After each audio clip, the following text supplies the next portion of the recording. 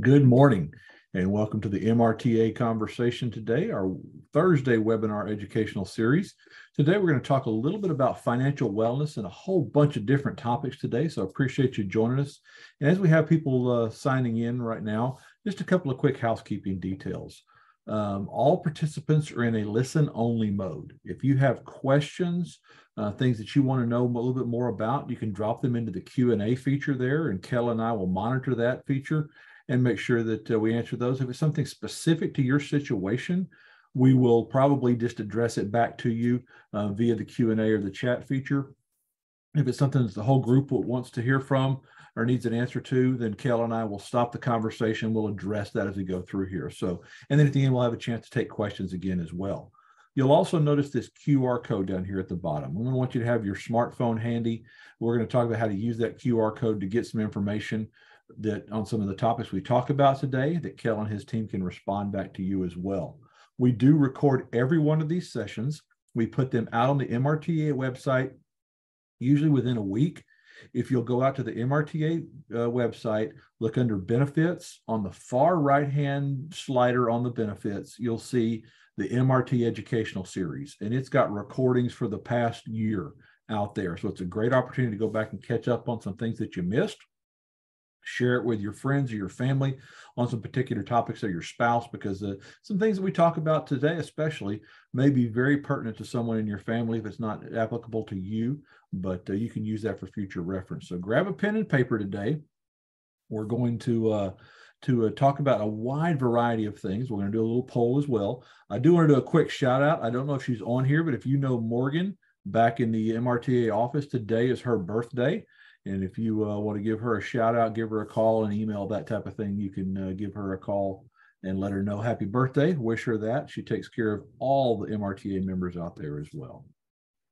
My name is John Green with Association Member Benefits Advisors. I live a little bit north of Houston with my wife, who is an educator. She's been a second grade teacher for many, many years at the school where she and my kids went to school. And so I have spent the better part of my 30-year career in classes helping educators understand what their retirement years are like. So I appreciate the opportunity to share with you today. One of my children, my middle son, did get his degree, graduate degree from Mizzou, and I enjoyed going to visit him up there. And that little girl there on the left-hand side there, holding up her number one finger for the basketball championship a few years ago, she just started her very first day of student teaching last Tuesday, the 3rd. And so she's following in all of your footsteps. So I imagine many of you can remember back to the time when you started your student teaching days. And so she's excited about that. And I've noticed every day when I've talked to her, she's a little more comfortable in the classroom and enjoying that. She's working with high school band kids. So she wants to be a music educator. So lots of fun. So my co-host today is Kel Smalley. And Kel is one of our leaders up in Missouri. He pretty much has most of the western part of the state. Kel, why don't you introduce yourself real briefly to our group and kind of tell us where your team members are scattered? Yeah, good morning to everyone across the state of Missouri. My name is Kel Small. I'm over here in the Kansas City area of the state, and we have several AMBER representatives that are all across the state of Missouri, from the Kansas City side to Columbia to Laclede County and all the way over in St. Louis. So lots of folks for you to meet in person with and talk to should you have any questions about any of your MRTA benefits, whether it be discounts or anything like that. And I do want to talk just a second about the discounts. Don't want to steal your show, John, but that's all right. This morning, Consumer Price Index came out and they were talking about inflation. And they said that the only places that have food under control is restaurants, because restaurants buy in bulk. Well, with you being an MRTA member, you can also buy some foods in bulk at Sam's Club, and your membership is at a discount. So I just wanted to throw that out there. Things are getting expensive. Food's going up. It doesn't seem to stop. But you've got some great discounts by being an active MRTA member. I just hope you're taking advantage of them. Thanks, John. Great point, Kel. We are going to talk about some of the discounts as well in our conversation later today. At the end of this conversation, we're going to send everyone on this call a link to making sure that you're signed up for Passport, as well as a couple of other items we're going to talk about today, because Kel is right. The costs are high stretch your MRTA membership and make it pay for you, make it pay itself back in that regards there. And speaking of MRTA membership, this is especially the time of year we want to reinforce the value of your MRTA membership. That small investment that you make to be a member of MRTA goes a long way to protect your biggest asset, and that's your pension. You're going to find in this legislative session, just like legislative sessions all across the country, that pension conversations always bubble up to the top. There are forces outside that say, let's convert this over to some type of a 401k type stock environment, something like that. There are people who want to fight that, all talking about contributions and COLAs. That's what MRTA does for you. They're a watchdog for your pension. They're out there to help preserve benefits that you've earned in the school, how you acquire those benefits, things like that. And one thing that impresses me the most about MRTA is how they keep you connected into your local units and chapters all across the state. Kel and his team are all across the state going to those meetings. If you haven't been to a local chapter meeting in a while, next time Kel and his crew roll around, go out and see them, meet them in person, get to know them as well, because they can help you with these discounts, these extra benefits, things that maybe you left at the schoolhouse whenever you left the school. Those advantages of having MRTA and AMBA together can fill those gaps that aren't covered by your district benefits or maybe spouse's benefits, something like that. They're portable for whatever reason. You know, this time of year, we see some folks out of the Midwest and out of the North come down to Arizona, Texas, and Florida. And, you know, these benefits are portable. And so you can take them. They're not necessarily tied to a network. You can move around with those benefits if you want to. And you can extend your benefits of membership to your parents or your family members, maybe your children who have aged out of the benefits that you have. And you can take advantage of that. And Kel and his team can help you out in that regards today. So our goals today, we're going to cover a wide variety of topics. And like I mentioned, grab a pen because I'm going to show you some different links. I'm going to tell you some different tips and things like that. We're going to talk about Medicare, Social Security changes, touch a little bit about what did and didn't happen with the Secure 2.0 Act that we were pushing so hard for up in Congress. We're going to talk about some of the changes to Medicare that have left 4 pretty sizable gaps out there that most retirees have today, share with you some tips, and we're going to discuss the basic of required minimum distributions, because that seems to be a question we get quite a bit. Talk about some of the recent changes there, and then as Kel mentioned about the passport program, ways to kick off your new year and save money on stuff you're probably already doing or want to do to meet your New Year's resolutions. Before I launch this quick poll, I do want to put a disclaimer out there.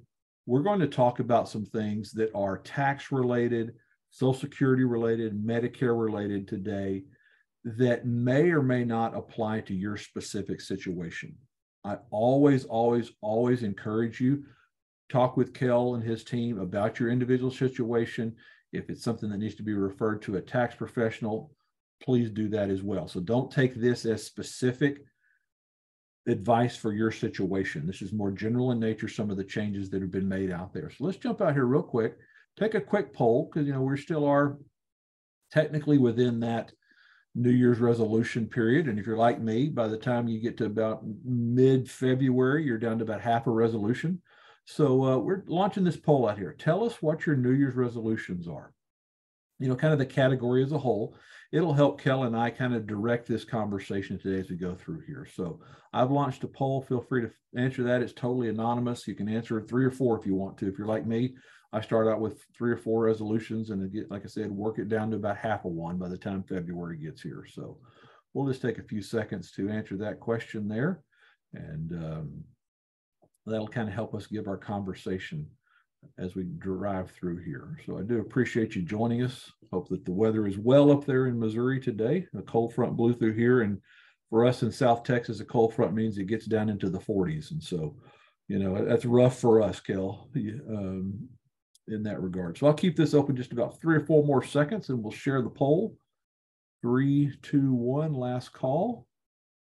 All right, we got a pretty good spread across here. Most of you are looking for some health and fitness resolutions and some financial resolutions. So we can do that. We're going to talk about some of those things and give you some tips today that hopefully can help you fulfill those resolutions or maintain them. I will tell you there's a couple that I'm going to show you that I tried them last year and I need to continue to do them this year. But let's jump through and just talk about a few things real briefly.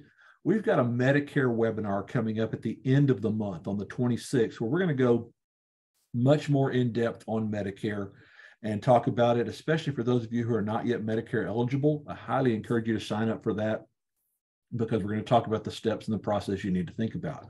But this year, for the first time in a long, long time, and probably the first time in Kel's lifetime, we saw Social Security go up and Medicare Part B premiums decrease. So that was a really good thing. Although we know that Social Security increases, the cost of living increase is really driven by inflation out there. And we know that in Missouri that there are some challenges with that because of the windfall elimination provision, the government pension offset, those type of things. So we know that this doesn't apply to everybody, but there are some changes out there. But Medicare Part B payments did decrease. This is mostly because back in 2021, when they were planning the cost or anticipated cost of Medicare for 2022, there was an Alzheimer's drug that was showing some real promise in trials. And they anticipated having to spend a lot of money on that because it was going to be about $42,000 a dosage. And the trials didn't pan out the way they thought, so they didn't spend as much last year, so they were able to lower the premiums for Medicare Part B. However, most people do pay this amount, 165, somewhere in that area. It could be impacted by your income bracket. And then we're going to talk about some changes as you get older that it could impact you even more. And also the Medicare Part B deductible decreased by a small amount as well. So you don't see that very often, but Kel and his team are experts in the whole Medicare process, especially Jenny. If you've ever been on these webinars with Jenny, she knows all about Medicare and can help you out with that. And we'll talk about how we can find those things for you and help you understand that better in the future here. Some of the things that did take place to Medicare, they started adding more preventative services and screening services. So now there's over 30 that are cost-free, for lack of a better term, including many vaccines. If you have a Part D plan, which is your drug prescription plan, you can now get additional vaccines like shingles at no out-of-pocket cost. And for those of you who are insulin dependent, this is a really biggie. Medicare participants who are insulin dependent, that cost is capped at $35 a month. That's not capped for anybody else and any other type of plan, whatever it is. It's just for Medicare participants. So that's a big one out there as well. And then possibly a small number of you may have been impacted by a data breach from Medicare, and you should be receiving new Medicare cards and ID numbers in the coming weeks if that impacted you. But to find out what benefits you're eligible for, the preventative and screening things and services that are available, I encourage you to go out to Medicare.gov, set up your own online account. That way you can understand what's available to you. And again, this is something that Kel and his team, when they're covering Medicare and the gaps that are out there, what's available to you, they can help walk through this process as well. But I encourage you to go set your free account up there and take advantage of what Medicare has for you. Speaking of Medicare, if you had a life-changing event last year, marriage or divorce, a spouse passed away, or you finally stopped working altogether and just said, I'm going to just, fully retire. Maybe you lost a home that was rental property that you were driving income off of that. If one of those things happened to you, it could impact what you have to pay for Medicare Part B. So you need to go find out, use form SSA 44, which is your Medicare income related monthly adjusted amount form.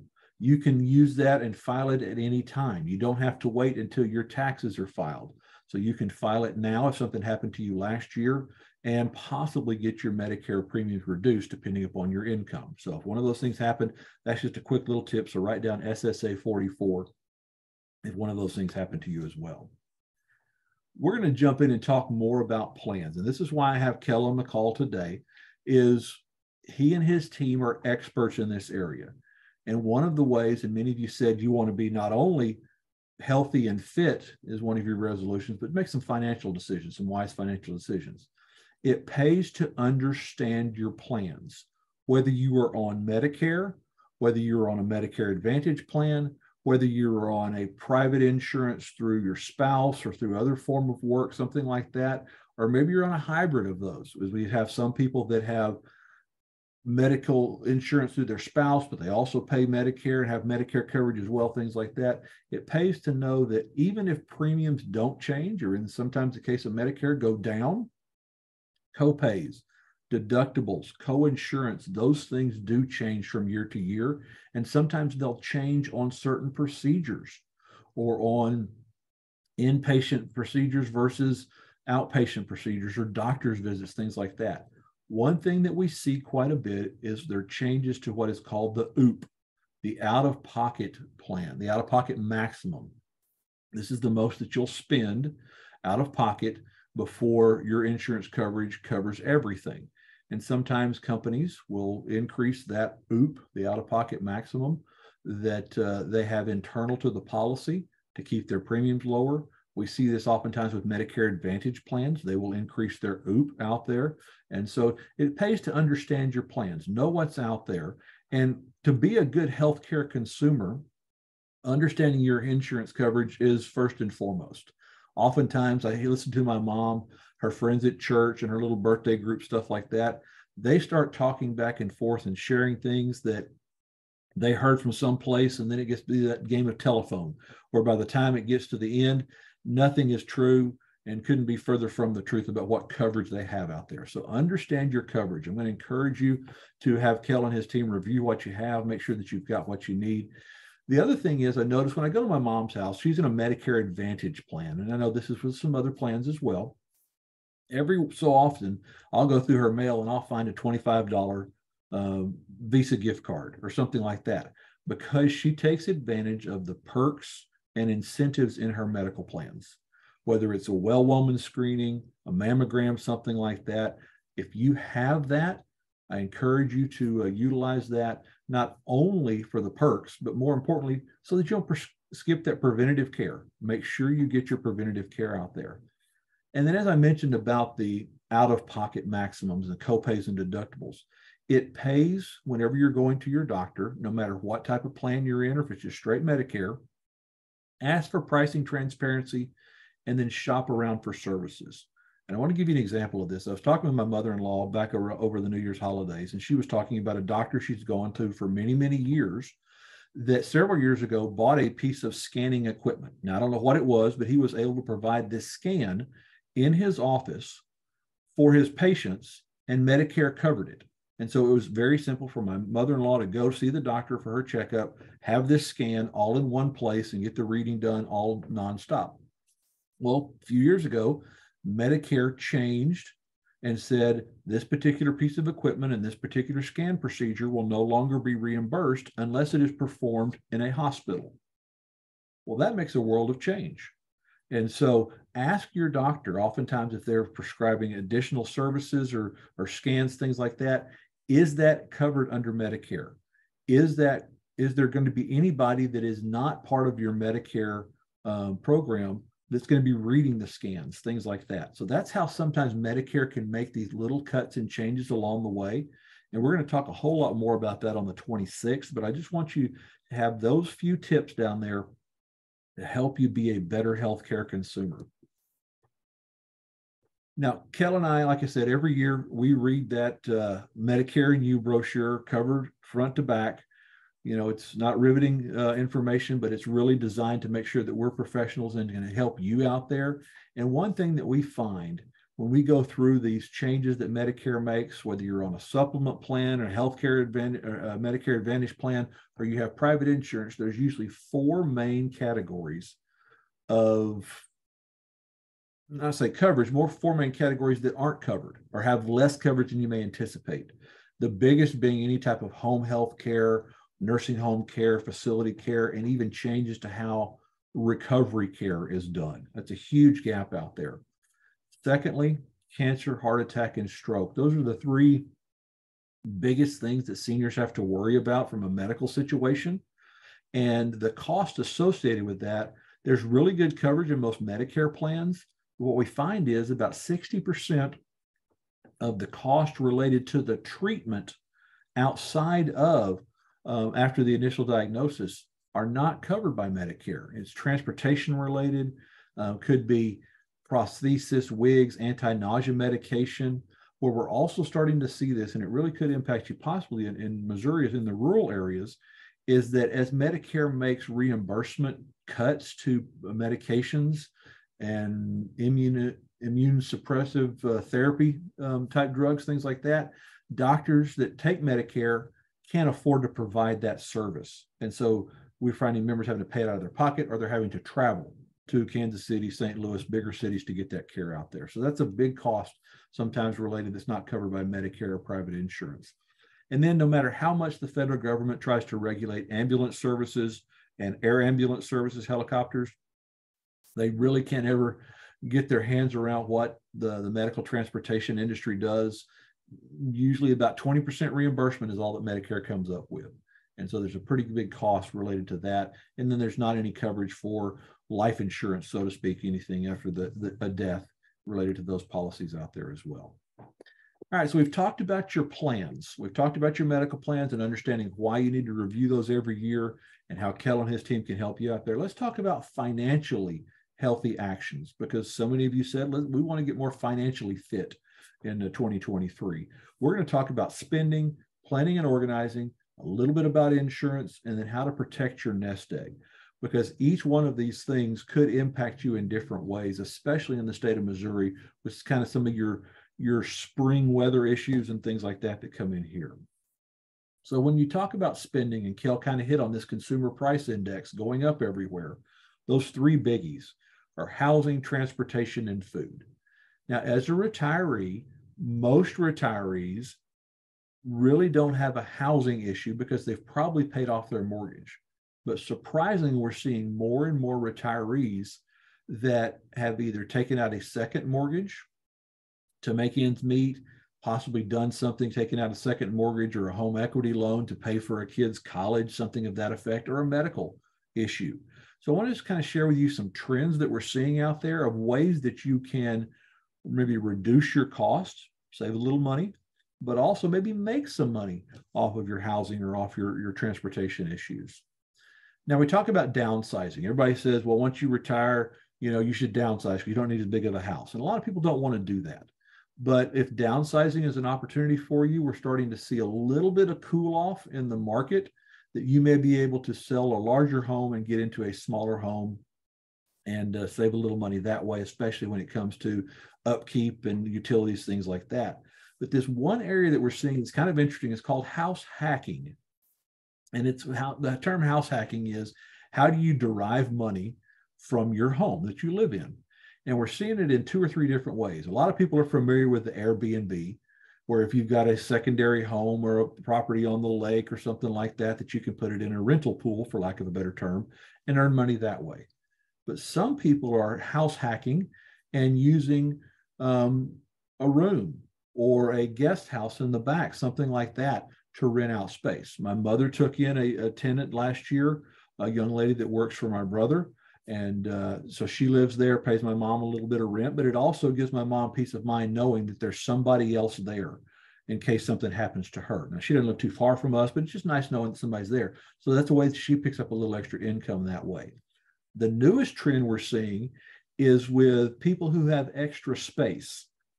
And so if you've got garage space, a storage building in your backyard, or a barn or something like that, there are companies that you can put that space in, like an Airbnb, and people will utilize your space for storage, as opposed to paying hundreds and hundreds of dollars to store their boat or their RV or a car or something like that at one of these mini storage warehouses. They can pay you. So that's another way that you can get money and hack your house, so to speak, for lack of a better term, to save money or make money for you.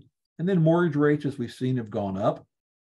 If you have an adjustable rate mortgage, it may be time to get this adjustable rate locked in so that you can fix your costs out there that way.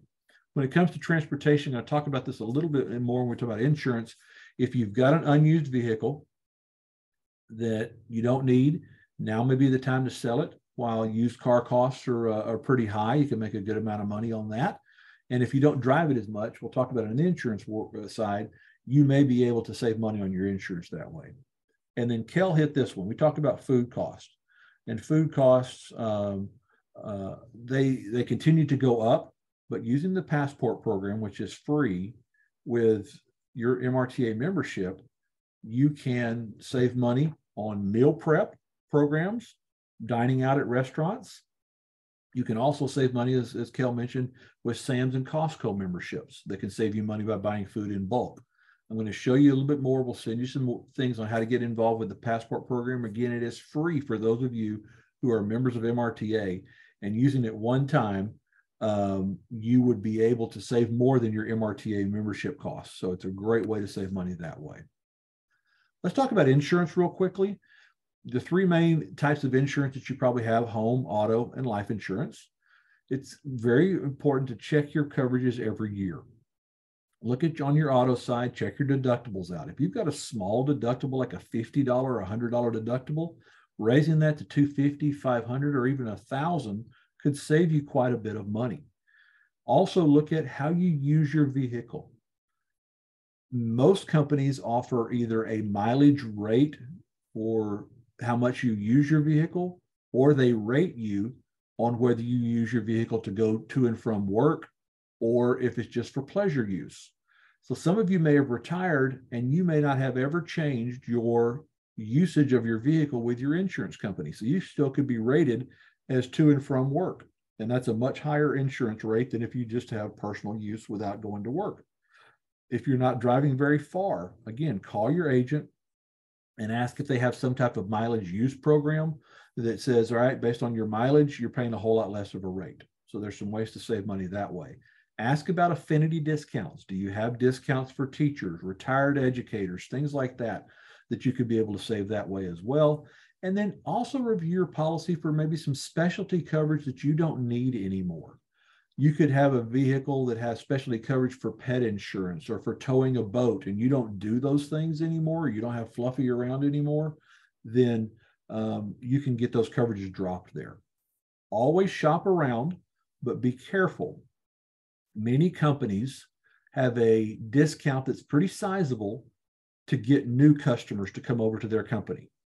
But be careful what you may be losing when you leave your other company. You may have earned some claim forgiveness. If you have a claim, they don't charge you your deductible, or your deductible is reduced, or you may have some years worth of loyalty discounts. Some companies have loyalty discounts or renewal or claim-free discounts that give you discounts as well. So shop around a little bit.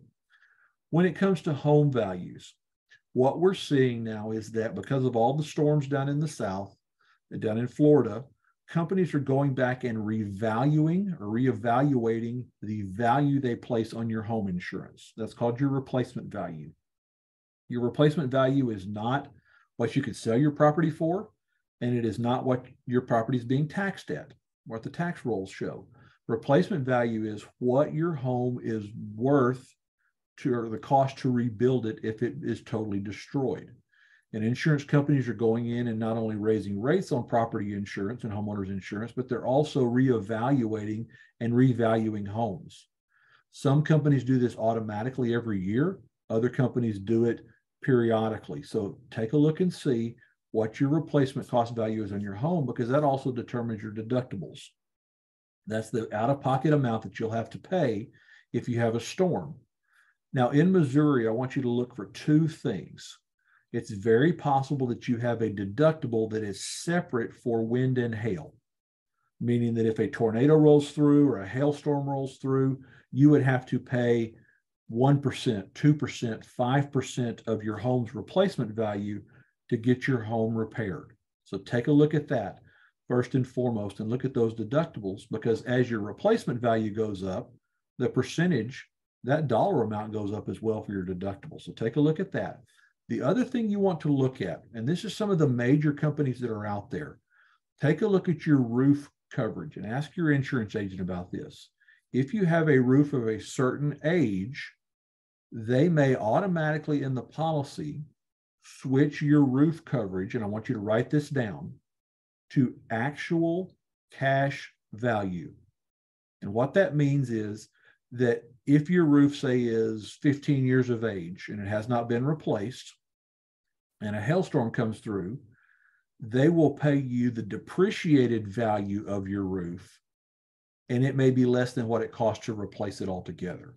So ask your agent, do I have an actual cash value roof coverage, or do I have a replacement roof coverage? It's better to know now before storm season than it is after a storm rolls through. And if you have had major renovations, like a roof put on, or new wiring, new electrical, plumbing, things like that, you can also get discounts. There are discounts for bundling, again, discounts for shopping around, but I'll use that same caveat. If you have had insurance with a company for a long period of time, you may have earned some discounts within your home policy as well. So be careful what you possibly lose that way.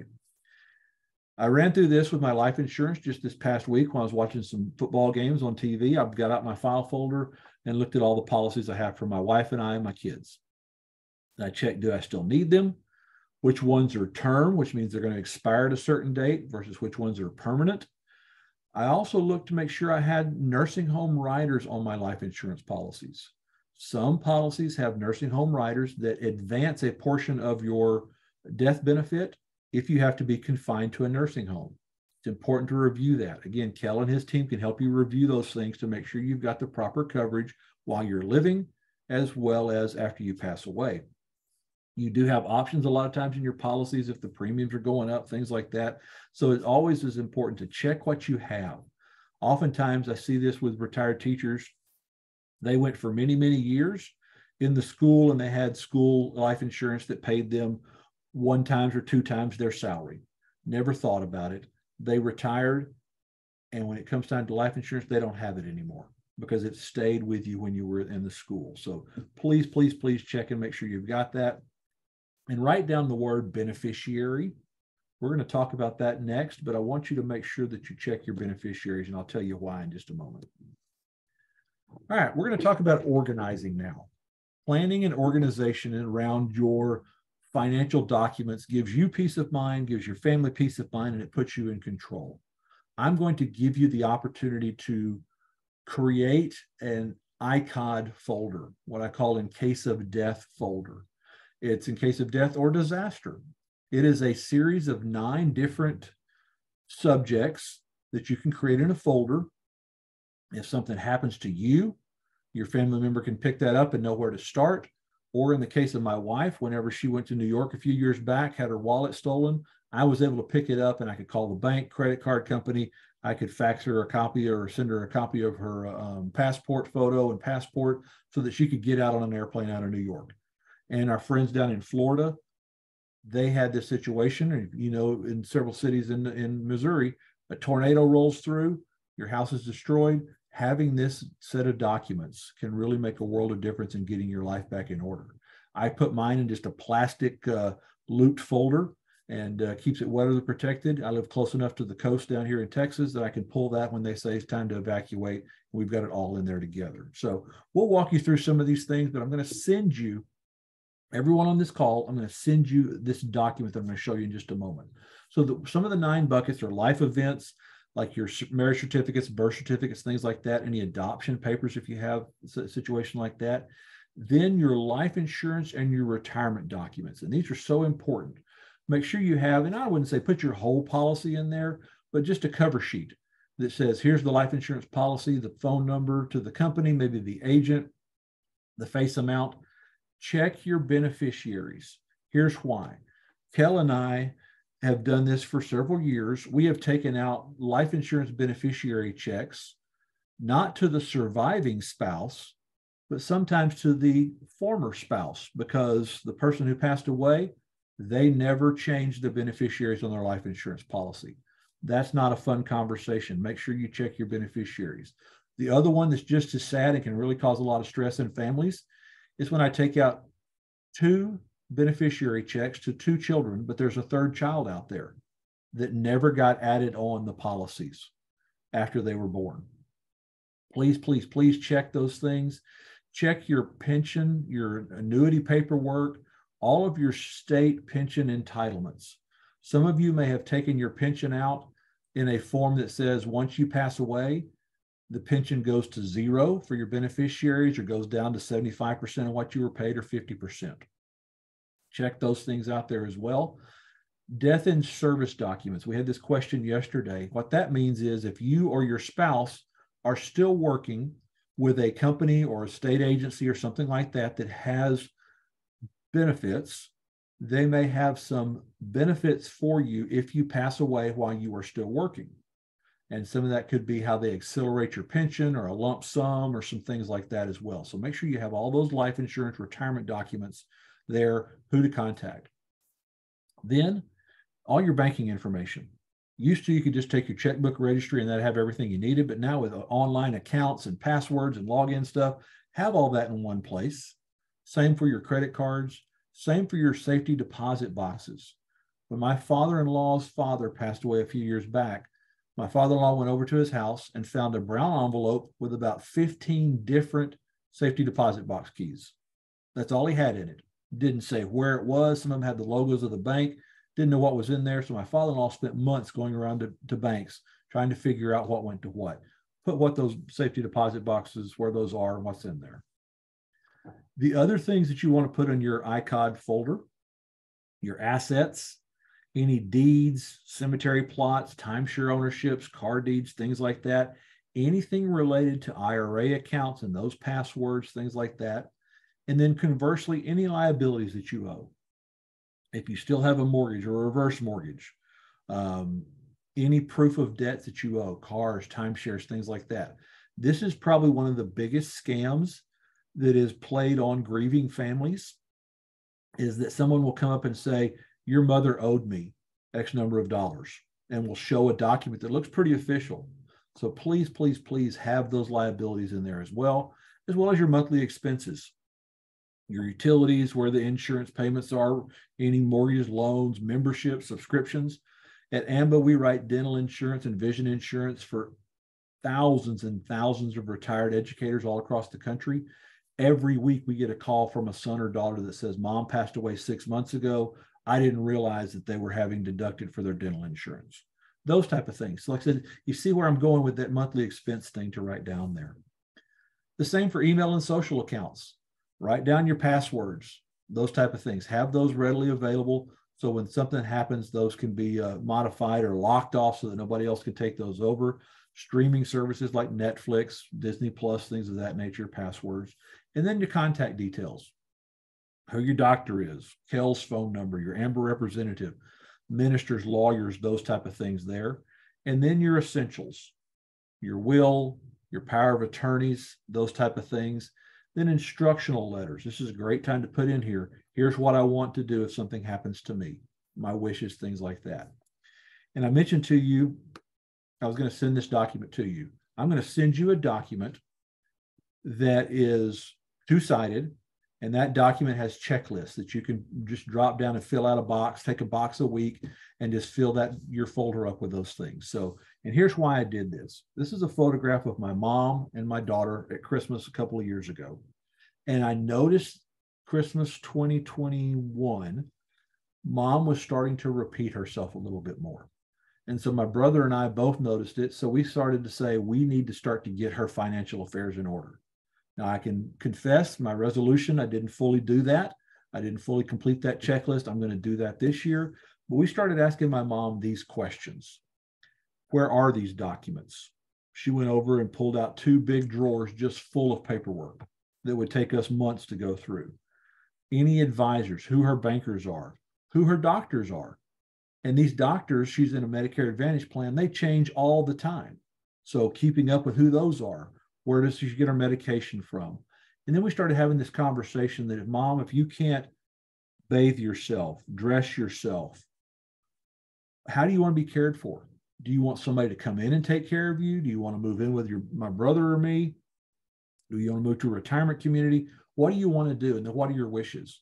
And out of some of those conversations, we found that Mom has a cemetery plot about 350 miles north of where we live in our old hometown, in a very small community, and she still hadn't decided whether she wants to be buried there or not. So, I mean, have those conversations now is so important. I'm going to send you that document that's going to start that, but I'm also going to send you this link to an AARP document, which is a phenomenal document. It's called Thinking Ahead Roadmap. I'm going to send you the link to this because it helps you.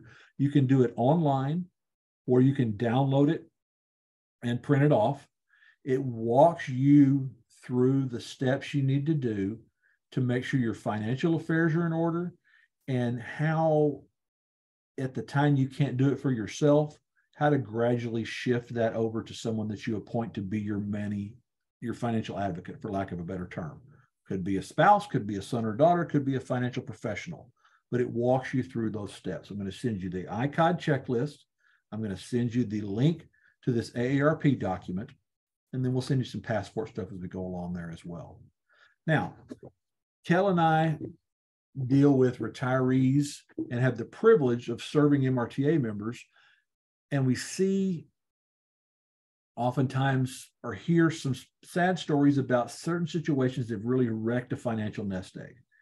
And so we started doing some research, and if you ever joined us on our financial nest egg, protecting your financial nest egg webinar, we go more in depth, but we see that there are 5 biggest things that can wreck your financial nest egg are taking care of elderly parents, whether that is you taking care of your parents or you are the elderly parents that your children have to take care of, the death of a spouse without life insurance, boomerang children, kids that move back in, adult children that you weren't expecting that can be quite expensive, a medical crisis, like we talk about cancer, heart attack, stroke, accident, something like that, that can really cost you money.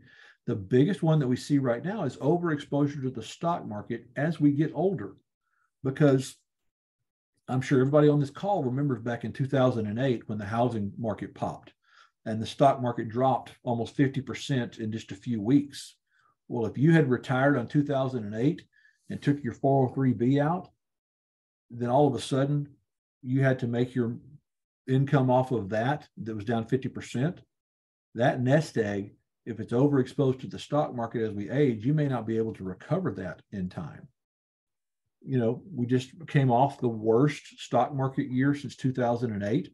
The S&P 500 was down 200%, or excuse me, 20%, not 200%, at the same time that inflation, as Kel mentioned, was going up, up, up for the largest time in a long time.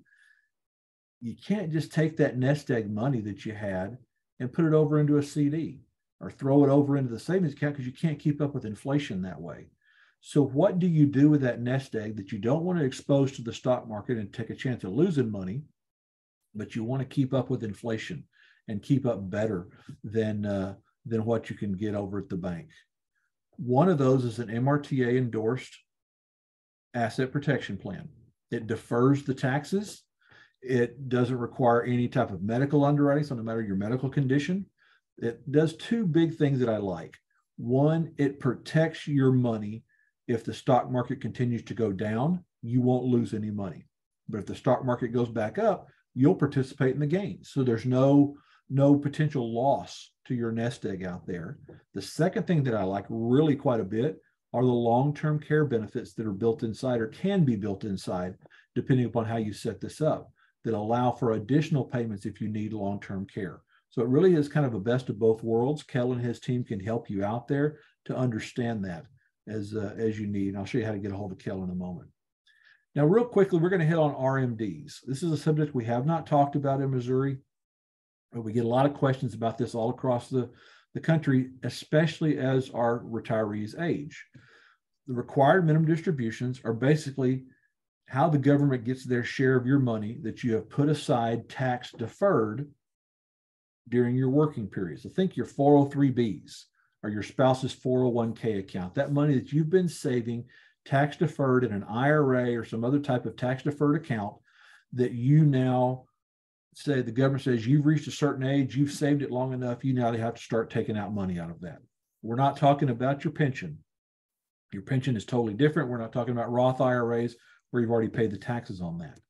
What we're talking about is a required minimum distribution. It's a portion of your tax deferred accounts based on your age. That amount that the government requires you to take out grows each year as you age, but that amount is based on the account balances you have from the previous year. Now, the government has started making some changes that I think are very positive, and you're not going to hear me ever say that usually in the same sentence. And what you have with your requirement of distributions in the past, if you turned 70 and a half prior to 2020, you had to already start taking this money out of your accounts. COVID hits and the government says, boy, people lost a lot of money in their stock accounts. We need to give them some time to build it back up. So they moved it to age 72 in 2020. It's now been pushed to age 73 as part of the Secure 2.0 Act in 2023. and it'll eventually get up to 75. You have to take your first required minimum distribution by April 1st of the year after you turn 73, if you haven't already turned 70 and a half. So if you're turning 73 this year, you have to take your first required minimum distribution by April 1st of next year, and then you have to take it December 31st as well. So 2 in the first year, but then after that, you can decide how you want to. Now, again, from a tax perspective, if you're doing it online with a tax software, or you're taking it to a CPA or something like that to do this, they will help you calculate this. It's an IRS table that they use to calculate everything based, again, on the prior year's account balances. It does not include your 403Bs or your 401k plans. They're done separately. We're talking about some IRAs that maybe you've saved money in over the years. I'll give you an example here. Here's Nancy, age 72. She's got a couple of IRAs. She applies the factor to the aggregate total of her IRAs, and that says this is your taxable RMDs. This is not what you pay the IRS. This $8,200 in this case is added to your gross income that could affect your taxes. It could affect what your tax deductions are, and it could impact your Medicare premiums. So if you're hitting that age of your required minimum distributions, it's very important that you make sure that your tax professional handles this for you, because the federal government will penalize you if you do not do your RMDs correctly. The nice thing is the federal government's being super nice this year. They lowered the tax penalty from 50% to 25%. So it's just a 25% penalty if you don't do it right. You can determine where you want to take your RMDs from. If a fund's performing well and you don't want to take it from there, you can take it from a poorly performing one. You can decide to take it out monthly or annually if you want the fund to take out the taxes or not. But please hear me out. Do not always rely on your financial advisor to take those RMDs out for you. It's not any sweat off their back if they don't do it. It's only a penalty to you. So make sure that you take those out and get those taken out so there's no penalty for you. Now, there's some other tax treatments if you don't want to take out cash, if you've got other assets in your IRA, or if you have a much younger spouse. So again, talk to your tax professional about that. Now, Kel and I also get a lot of requests that say, hey, and he and I hope we are in a position whenever we have to take out our RMDs that say, you know what, I've saved this money. Things are going well. I don't need to use that money, but the government's forcing me to take it out right now. What do I do with my RMDs? There are several things you can do. You can take care of your long-term care situation. You can provide for your long-term care through a policy, through a plan that's out there. You can look to fund a life insurance policy to create an inheritance for family members, something like that. You can convert that money in your other IRA that's subject to RMDs to a Roth IRA, pay the taxes on it. And then because of that Secure Act that just got passed back in December, that Roth IRA is not subject to any RMDs and will not be subject to anything at all if you pass that on as an inheritance. So that's another way that you can save and not have to pay taxes on some of those things in the future. You can reinvest it in a non-qualified tax plan like we talked about, fund your grandkids' college fund, or you can make a transfer, a qualified charitable contribution from your RMD and avoid some of those taxes in there. So there's a lot of different ways that you can do that as you go forward. We've talked about a lot of things today. We've talked about RMDs, we've talked about Medicare, Social Security, we've talked about insurance, and talked about, how to get your financial house in order. We've got a plan for a lot more years to live. Studies will show that the older we get, we're going to get even exponentially older beyond that, and that many of us on this call will live well into our 90s. That means the impact of inflation, health changes, life changes, those type of things, and long-term care needs are going to get greater as we get older. It's so important to prepare for that. And I'm going to show you in a moment how Kel and his team can help you out doing that. Kel mentioned the Passport program. Some of you talked about, I want to get healthy and fit, or I want to get financially set up this year as my resolutions. The Passport program, again, that's free to MRTA members.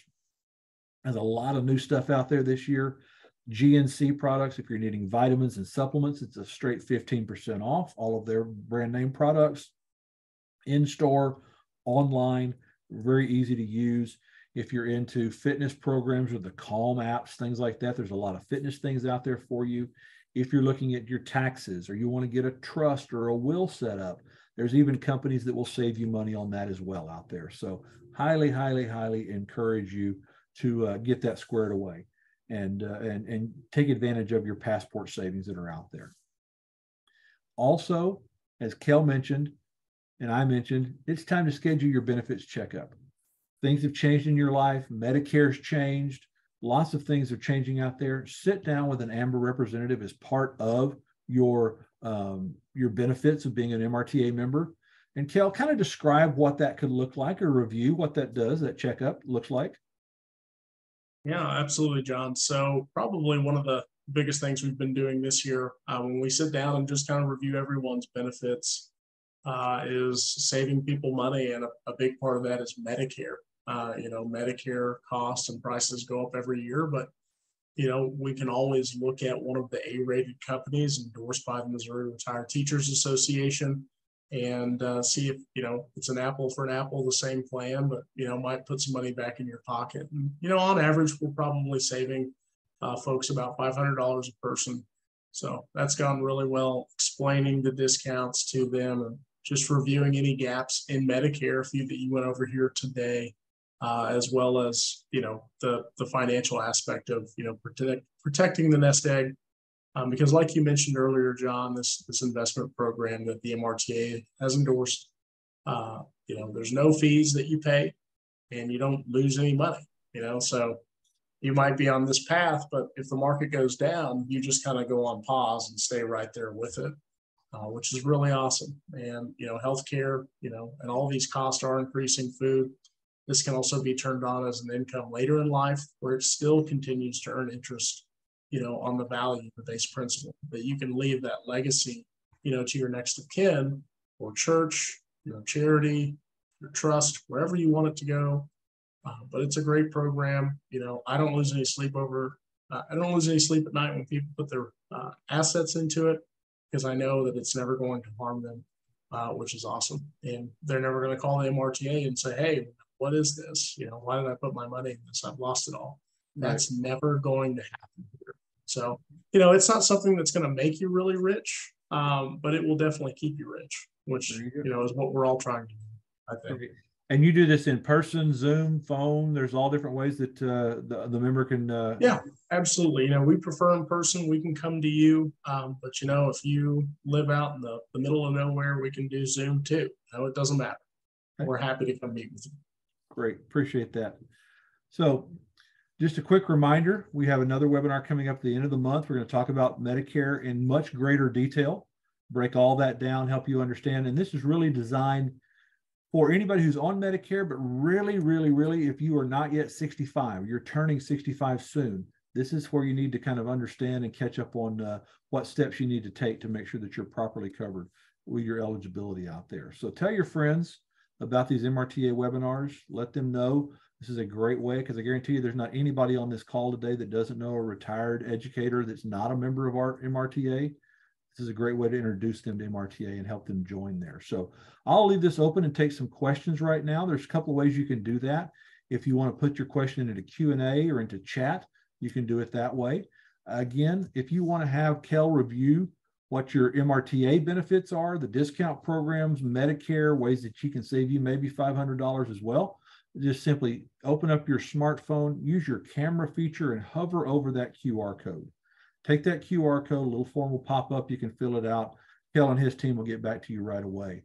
Or if you're on your smartphone or on an iPad and don't have the opportunity to use your camera feature, you can simply email me at john.green@amba.info, amba.info. Be glad to do that for you as well. As I mentioned, if you've got questions, put them into Q&A. We can answer those for you as we go along here. Or if you just want to use the QR code or my email, we can do that as well. We do record these sessions. We will put them out on the MRTA website within a week or so that you can go out and look at it. But go out to mrta.org, look at your benefits tab, And then on the far right, it will have the educational series and with all the recordings that are out there as well. So I'll stop recording now. And if there's any questions that have popped up, feel free to